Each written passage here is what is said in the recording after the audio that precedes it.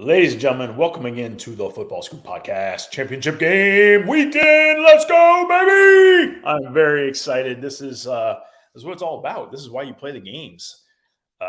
You would think some of these are obvious, but they're not because they're always awesome. Let's dive in. I got Zach Barnett, John Brice, college football experts joining me because they know a lot more about college football than I do. God bless them. Thank you for being on, gentlemen. Let's start chronologically. Let's start Friday night. We got two championship games, North Texas, UTSA, Utah, USC. Let's start with North Texas, UTSA. Zach, near and dear to your heart and where you live, give me what you got on this one. Yeah, so just generally in regards to this game and every other game, I want to expand on what you started with, that you win a conference championship. Every single team starts their season with a goal of winning their conference. You put the year 2022 on the facade of your stadium, on the walls of your football offices, in your media guide, on your Wikipedia page. You win this season lives forever.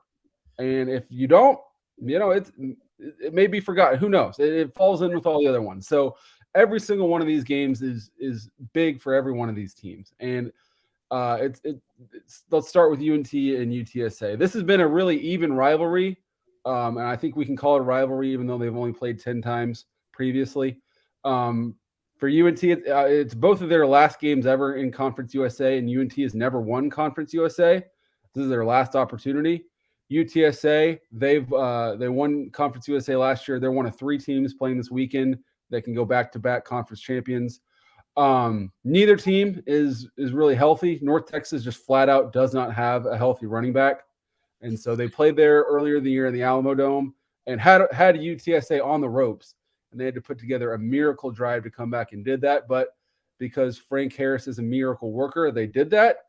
And they won that game. And I think UTSA wins the rematch again. They're going to have Jeff Traylor expects 40,000 in the Alamo Dome. And I see no reason why they won't get it. And they're going to have Austin Ani, North Texas quarterback, has had a really good season. I went to the Heart of Dallas Bowl last year, watched them play Miami, Ohio, and they played a really good game.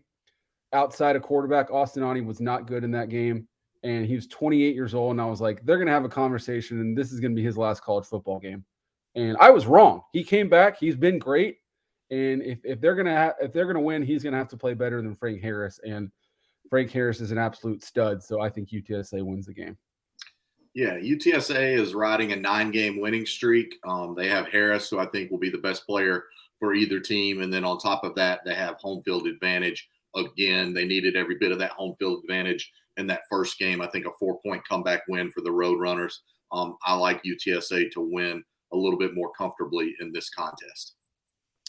Okay, so for those who watch us on YouTube, kind of see the flow here, I think most of you guys know that I'm probably at the controls of this podcast most of the time. I'm going to relinquish the controls in a very unusual move. I'm going to hand them to John Brice. I'm going to say, John Brice, it's your decision. Do we show the queso video from last year right now? It's your decision right now. Do we ever not show the video? If it's cued, it's played. Let's see. I've got about half an ounce left. If I can get it in front of the camera. You're way more of a man than I am, Zach, for sure. Here we go. Gone. Oh, you're a sick. Oh my gosh. That's not going to read good on the scoop that Zach actually did it, and the head coach that said he was going to did not. That's not going to be a good read for me. What I love about that is that Zach still hasn't gone to the restroom since then. Zach, is queso like on the order Friday night? You're watching the game. Are you going queso or are you going no queso? You know what? It wasn't before, but it will be now. Thank you very much. I've got no plans Friday night but to watch college football, and we'll do so with queso. I like UTSA as well. All right, Utah, USC, incredibly compelling matchup. So many people cheering for Utah. It's incredible. Caleb Williams is going to show out. What do you got, guys?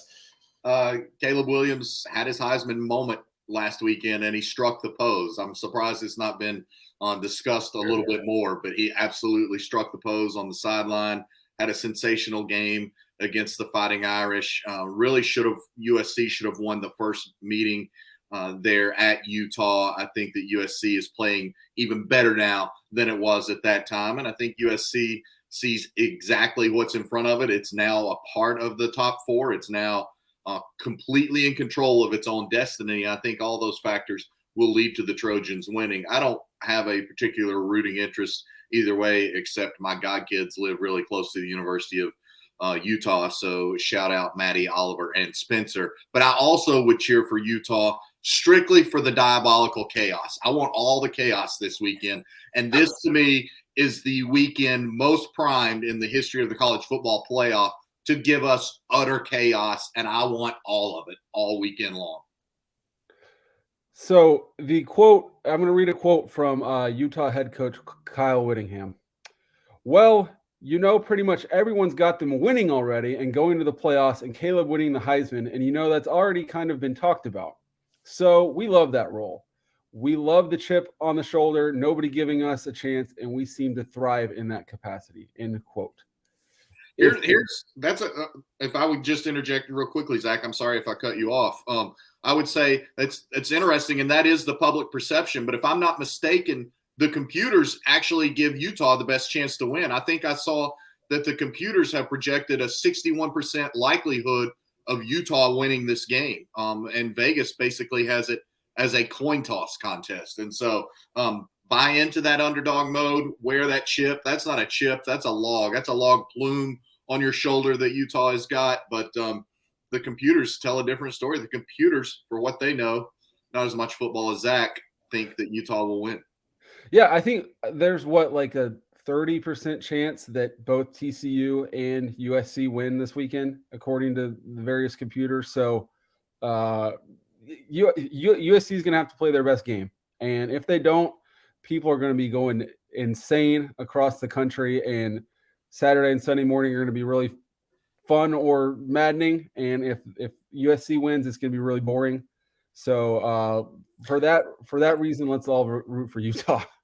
Yeah, and before folks get mad at us lending all this credence to the computers, let's remember we're in the day and age of analytics dominating sidelines every Saturday. So I don't mind leaning into the computers for selfish promotion of chaos this weekend. Yeah, and there's an argument out there that if Ohio State's number 5 now, how could they possibly be number 4 by sitting on their couch? Why would USC fall out for losing to a tough opponent?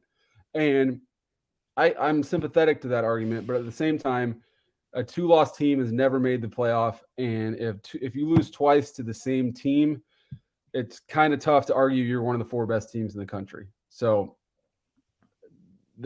having said that, I do think USC wins. I thought they were the better. I mean, they had that game in hand in Salt Lake City, and like you said, John, they've improved since then.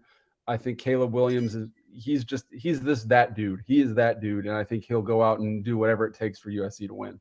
That's the game that, despite Scott yelling, "Get off my lawn," Utah fans stormed the field, and I'm still happy about it. Mm-hmm. College football fans got to get better. I like USC in this game. I got friends on both sides, and I just think USC is playing better right now. Utah will come in, and it will be so tough early on. I think Lincoln figures it out, and I think USC pulls away at the end. I don't know who these computers are y'all are talking to. This is a fascinating conversation I find weird. All right. K-State TCU Saturday morning. This is just one of the biggest games in TCU history. Give me what you got, Zach. Yeah, for starters, I think it's the 3rd time Game Day has featured a TCU game, if I'm not mistaken. This is biggest game in program history, is right. They won a national championship way back when they won the Rose Bowl, but this is it right here.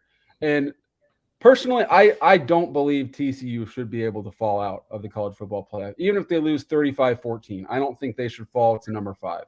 They've beaten every single team they've played, whether they win Saturday or not. They've still beaten every single team they've played. I think they're a complete team. Their defense has improved, which it was criticized going, at the start of the playoff season. Beating Iowa State 62-14 was a lot more impressive than it appeared on paper. And, the idea that TCU and Alabama can be competing for one spot is insane to me.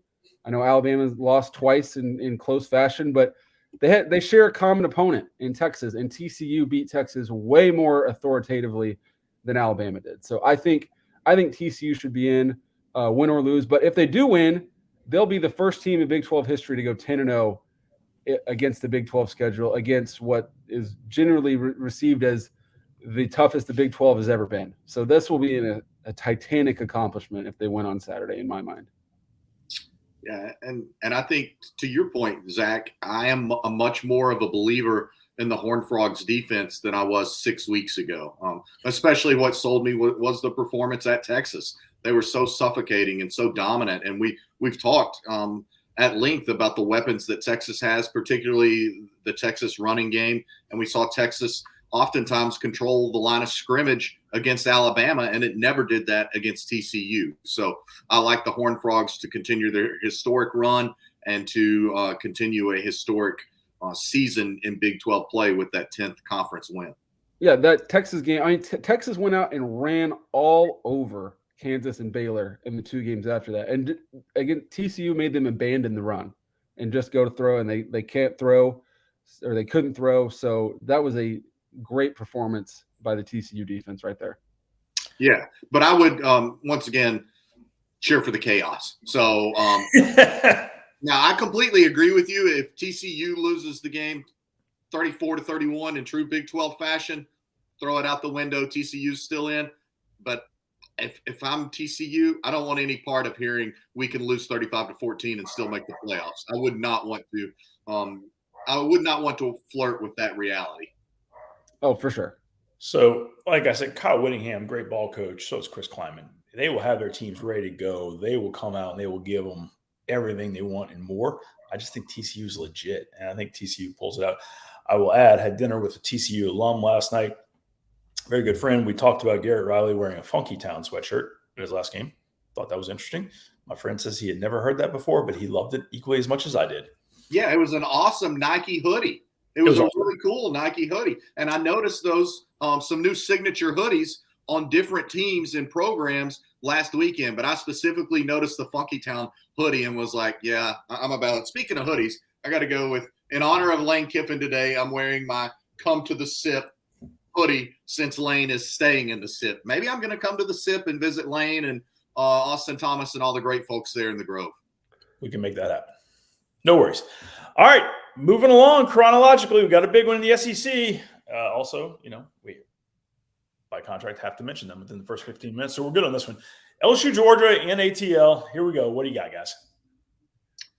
Go ahead, Zach.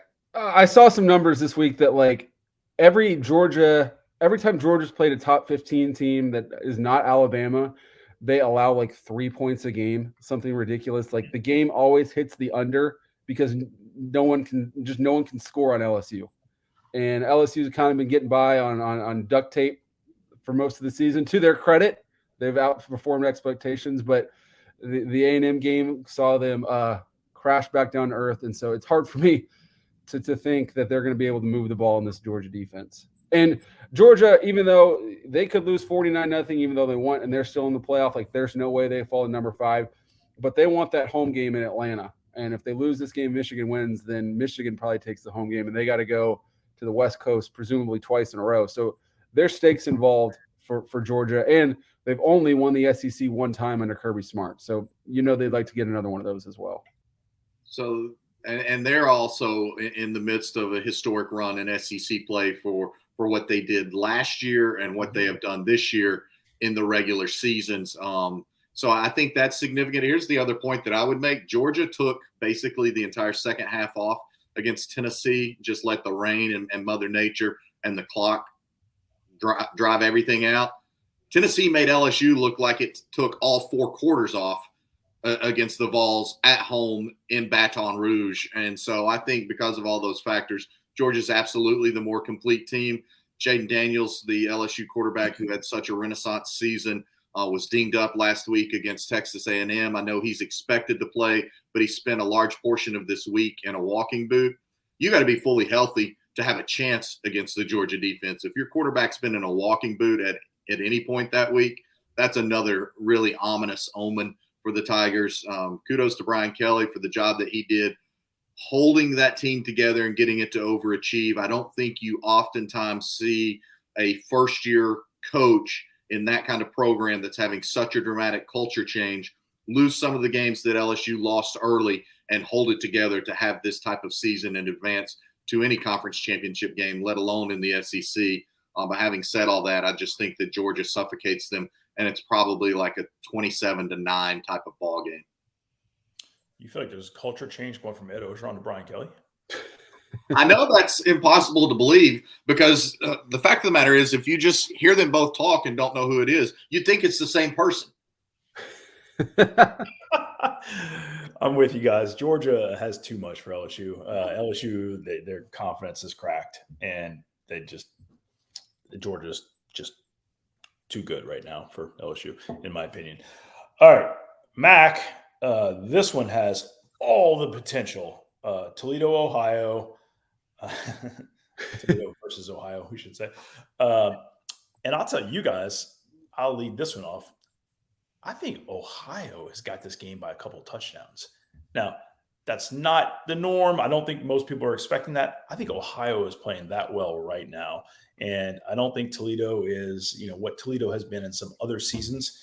I like what Tim Albin's doing, and I'd be on the Bobcats. Yeah, what have they won, like 8 in a row, something like that?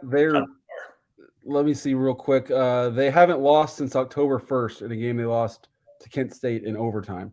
So was that 1, 2, 3, 4, 5, 6, 7, 8 in a row by the Bobcats, and most of them by a lot of points. So I'm with you here, and a win would be huge for Ohio because they haven't won the MAC since the 1960s. Ooh, they were in contention a lot under Frank Solich. So I've been aware of that for a long time because they came close, but never got it done. And now Tim Albin can get it done in year 2 after a rough year 1. So this would be a big, big accomplishment in Athens. And then for Toledo, I mean, the Toledo Blade put out a column that's like, hey, if Jason Candle doesn't win this game, he might not be back next season. So real stakes for him and the Rockets program as well. Yeah. Good point bringing all of those things up, Zach. And I would point to Brian Smith's impact on the Ohio offense and what he's done as the Bobcats passing game coordinator coming over from Washington State and some other programs where he'd had that kind of aerial attack and brought a new component to the Bobcats that they were not accustomed to. He's been a tremendous impact, and Albin has had his second year go so well that he's in line to either get a raise or he's being mentioned in conjunction with the Tulsa job, among some others. I find that very interesting. And to the point about Jason Candle, I had a high school coach who's had Toledo people in his building recruiting this fall tell me that the word is, Candle's obviously a finalist at USF, and that search continues to drag out as some of their top candidates appear headed for other places. And this coach was like, there are coaches on staff at Toledo that are nervous, like either Candle gets the USF job or they don't know if any of them are going to be out recruiting the rest of this month in December, because that's how dire things are at Toledo. That's how cut and dried things are at Toledo, to your point, Zach, and to the point of the column there in the Toledo Blade.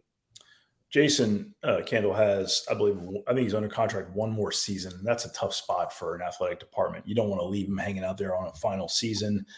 Do you want to extend him when the results are just the results, if you know what I'm saying? So, yeah, they got to make a decision. And I know they're cheering for a win here. We'll see what happens.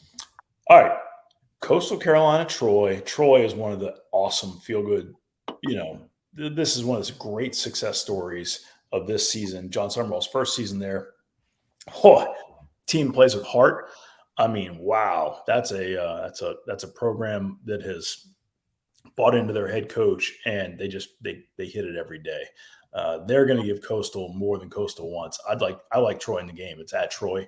I'm rolling with the Trojans.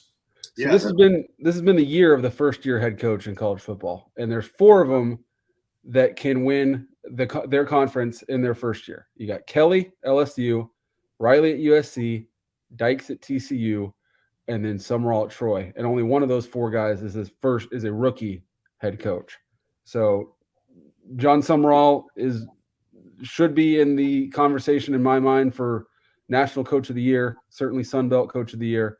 And then Coastal, I think Coastal's like 31-5 over their last 3 seasons and have not won a Sun Belt championship game. They would have been in it in 2020. It was canceled due to COVID.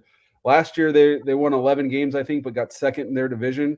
So who knows how long the Jamie Chadwell era is, the Grayson McCall era is at Coastal. So you want to go win this game, the realistically the biggest game you can possibly play, at least until the new playoff comes into town. So this is a big game for both sides, and I'm undecided as to who I'm going to pick.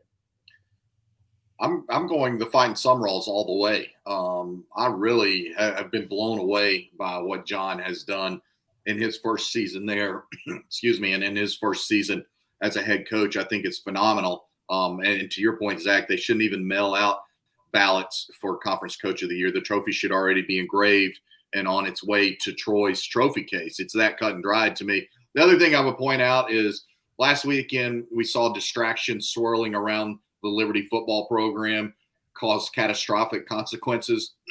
I think the Liberty program is front and center for some distractions this weekend, because I think Jamie Chadwell is the clear front runner for that position. And I'm not saying that Coastal's going to have the similar type of just terrible output that Liberty did last weekend. But look, that's hard to block out at any point in time. It's especially hard the way, excuse me, that program has banded together through the years around Chadwell. I think all those factors make this Troy's game to win, Troy's championship to take home. Yeah, Summerall did win that. I got a little inside information on that one. UCF coming across I-10 to New Orleans, Louisiana to play Tulane. Let's go Wave. Willie Fritz had the Georgia Tech job if he was willing to step away from his team. And Willie says, I'm not doing that, guys. I'm here to win a championship, and this is what you play for. And if y'all want me to do that, I'm probably not your guy. Good for Willie. Now let's go out and take care of business. I just think there's so much heart, so much emotion. I think UCF doesn't feel the same way about this game. I like Tulane. It'd be a great story. Go ahead, John.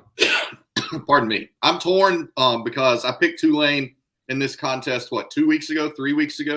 Mm-hmm. And it was not remotely as close as the final score.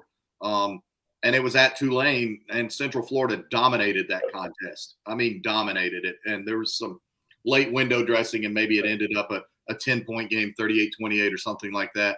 That was one of the most deceptive final scores of the entire season. Can Tulane show that was an aberration, or is that who Tulane is when it comes to this matchup?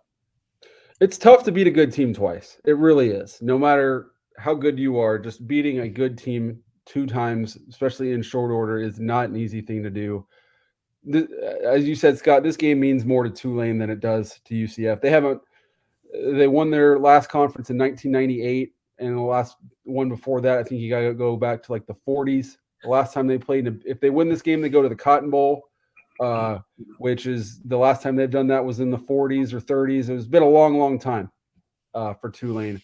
For UCF, this is their last game in the American, win or lose. They're joining the Big 12. So it'd be a great statement for them to come to the Cotton Bowl and be like, hey, guys, we're in the heart of your new conference, and we're coming to win this thing immediately. I think I'm leaning UCF, though. But I'd be happy to be wrong, and it'd be great for Tulane to win. 1998 Tulane, so undefeated Bowden, Sean King. Yeah, I think Mark Zeno, Rich Rodriguez, offensive coordinator, right? So Bowden moves on. Rich thinks he's getting the job. Rich, is it a tie? Meeting with the president. Thanks, Rich. You did a great job. We're not giving you the job. Rich storms off, and it changed the trajectory of Rich Rod's life. Incredible. He's done just fine. But he sure did think he was going to become the head coach of Tulane thereafter, and didn't. Anyway, good talk. Moving on to the Mountain West. Fresno State, Boise State. Talk to me, fellas. Educate me.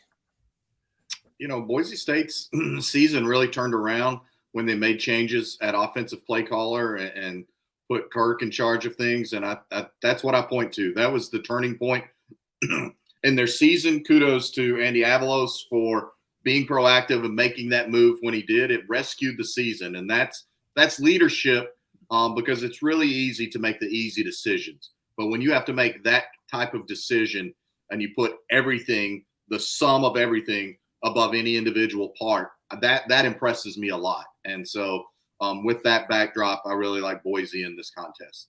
Yeah, speaking of that, Fresno went to Boise after Dirk Cutter in the AD era of Boise's season, and the Broncos won that game 40-20.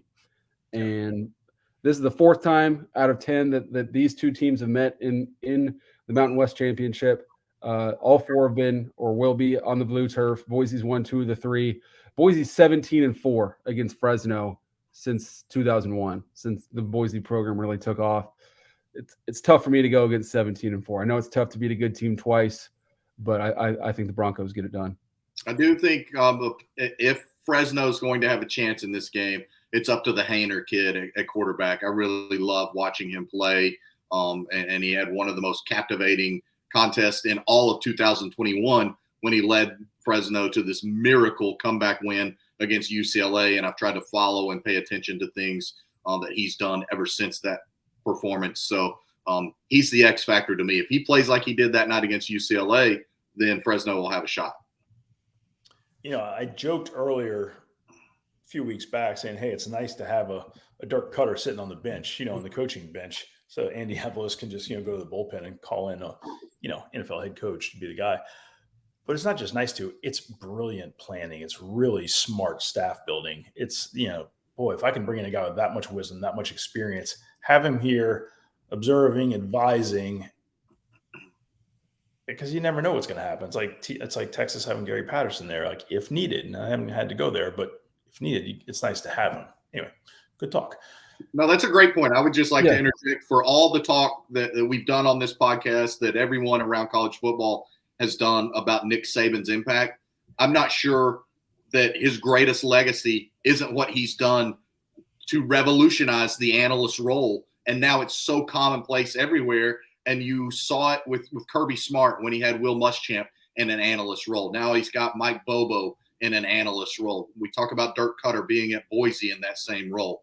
We saw Nick Saban help Lane Kiffin on his coaching renaissance in that same role. To me, that's the single greatest impact that Nick Saban has had on college football, because he revolutionized that, and he did that almost maybe in year 2 at Alabama. He started bringing in former coaches and former head coaches to fill these analyst roles, these nebulously defined positions, and it's changed the game.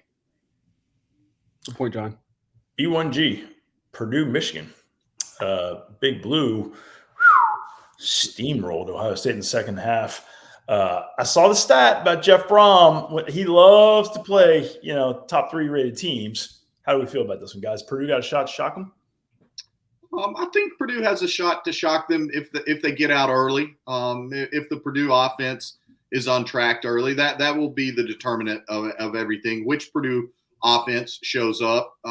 How many fans does Purdue get inside the Lucas Oil Stadium there, in what should be a de facto home game for the Boilers? But I don't know how much confidence there is that there will be more black and gold than there is maize and blue. But that's a game I may be going to myself. It's just a couple hours down the road. I'm intrigued by it, but it's all on the start for Purdue. To have any chance whatsoever, the Boilers have to really get rolling early.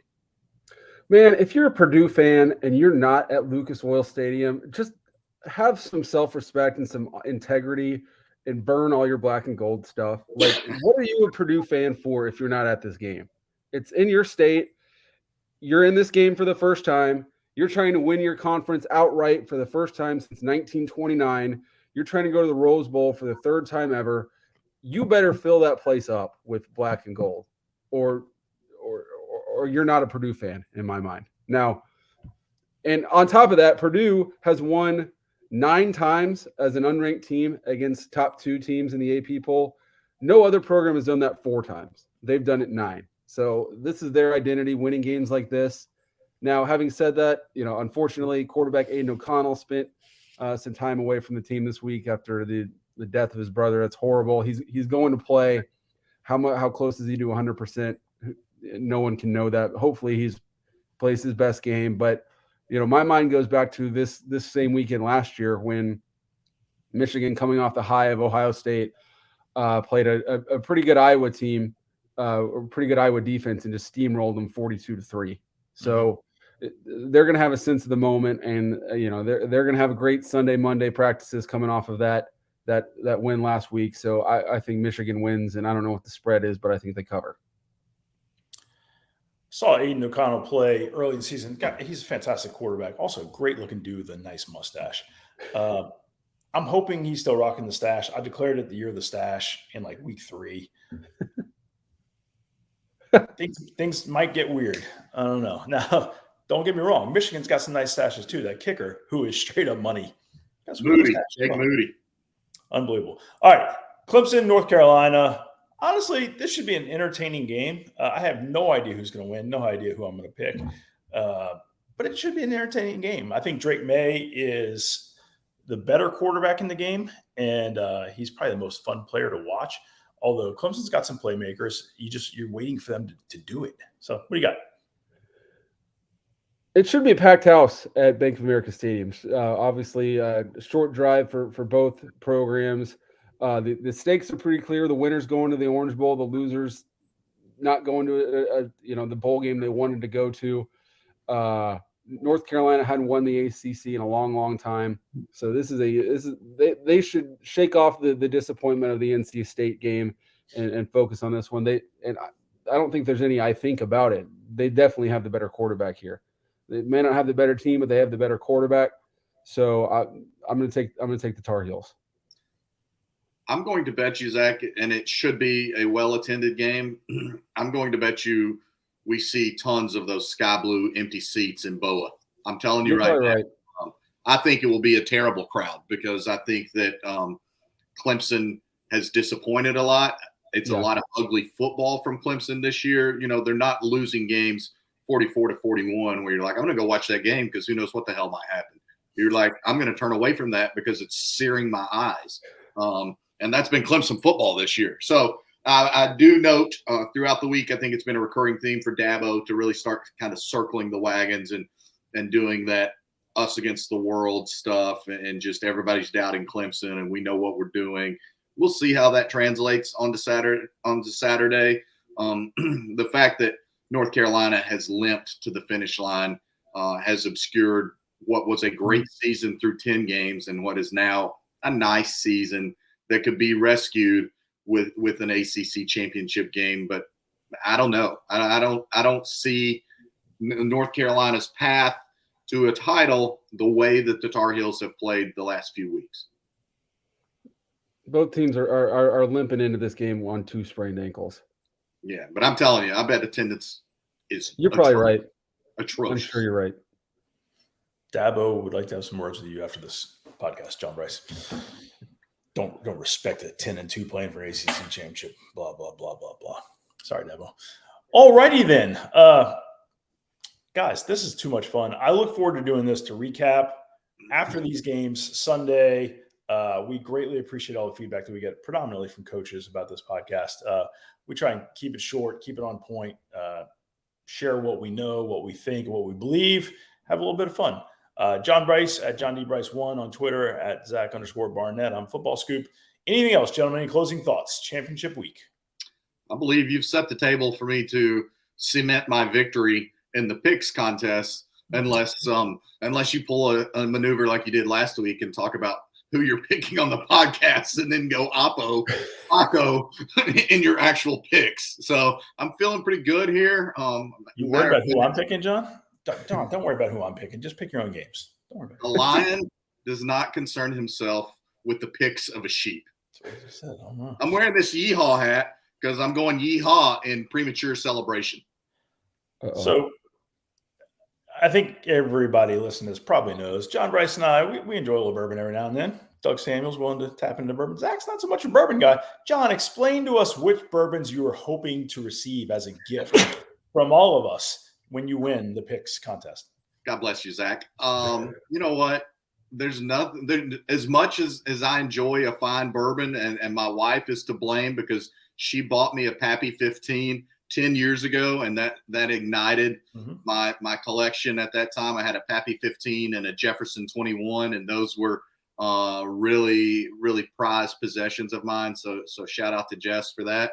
Nothing tastes as sweet as the elixir of victory, and that's all I care about. I probably will, if I win, and look, again, I'm told you I'm focused on the process. But if I win, I may never open this bourbon bottle because I'm going to make your butt sign it that you lost the picks contest to me. I'm focused on the process. The elixir of victory. He has bought into Saban's juice, and it's working. What you guys don't know is I've got an analyst right here who used to be a handicapper. That's how much Saban has influenced college football. I love it. Football Scoop Podcast. Stay tuned. We got so much happening in the real coaching world. It's a lot of fun. We love doing this. Come to the sip, like Brice said. We'll talk soon, guys. Bye-bye.